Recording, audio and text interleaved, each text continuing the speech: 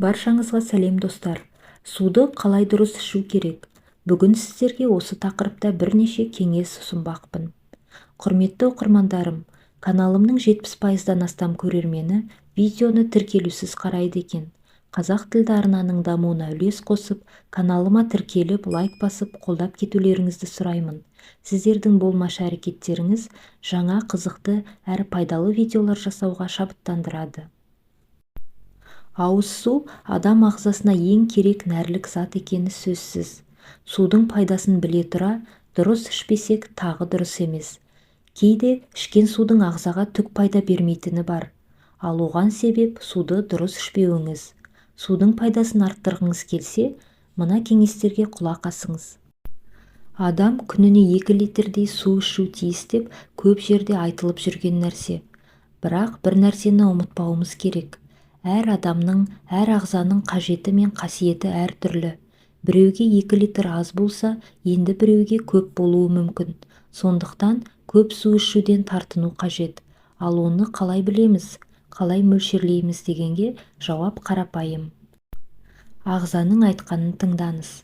Суды шөлдегенде, шөліркегенде ішіңіз. Дене ысып бара жатқанын сезсеңіз ішу керек. Яғни қажет кезде ғана ішкен абзал. Егер суды көп ішіп қойсаңыз, ағзадағы микроэлементтер мен электролиттерді шайып кетуі мүмкін. Содан қанда натрий жетпей, адам әлсіз күйге түседі. Суды тез ішпеңіз. Суды асықпай сіңдіріп ішкеннің маңызы зор. Бір стақан судың өзін демалып ішкен абзал. Суды тез ішкен адамның ағзасында сұйықтық балансы бұзылып, ішкі ағзаларға ауырлық түсуі мүмкін.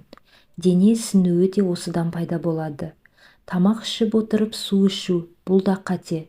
Тамақтанып отырып су ішкен орынды әрине, бірақ аздап ішкен жөн, көп емес. Егер тамақпен бірге көп су ішсеңіз, асқазанда қышқыл көбейіп, ас қорыту бұзылуы мүмкін.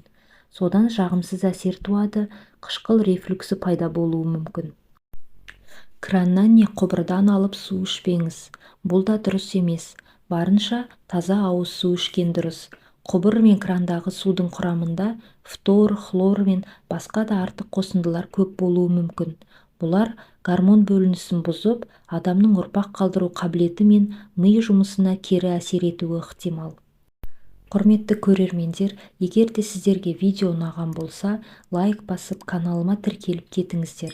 Алда қандай тақырыпта видео көргілеріңіз келеді, комментарийге жазып кетіңіздер.